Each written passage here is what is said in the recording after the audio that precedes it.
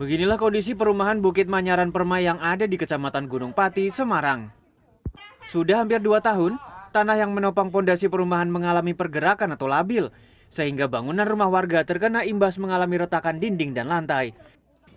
Bahkan, ada pula rumah warga yang akhirnya harus ambruk dan roboh seluruhnya karena pergerakan tanah semakin kencang ketika hujan deras mengguyur seperti yang terjadi di kota Semarang beberapa pekan lalu.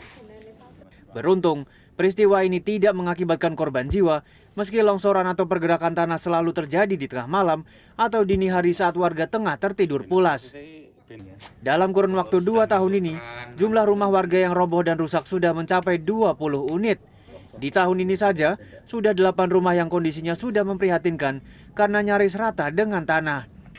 Yang lebih ironis, kondisi yang dialami warga perumahan tidak direspon oleh pihak pengembang yang ternyata baru diketahui sudah kabur melarikan diri.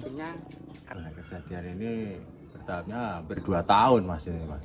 Terus? Berkala ya. Terus? Jadi setiap hari hujan, kalau menunggu pergerakannya ya kita nggak bisa, cuma setelah hujan reda itu. Oh, roboh ini emang akibat dari hujan ya Pak? Ya hujan, terus ada resapan air pump yang nggak terkendali gitu loh. Sehingga bocor ke tanah. Bocor awal-awalannya. Sudah ada roboh rata tanah, sudah ada 7. Terus yang sekarang baru kelihatan kita lihat bersama itu tambah 18. Kemudian yang terdampak itu sekitar ada 8 rumah lagi yang seperti retak-retak, seperti sampingnya itu yang kita tidak tahu kapan jalannya begitu Pak. Belum ada setahun Mas, jadi kira-kira 6 bulan itu diawali 2 rumah, terus berlanjut terus disusul dengan musim hujan yang drastis kemarin itu, terus berurutan terus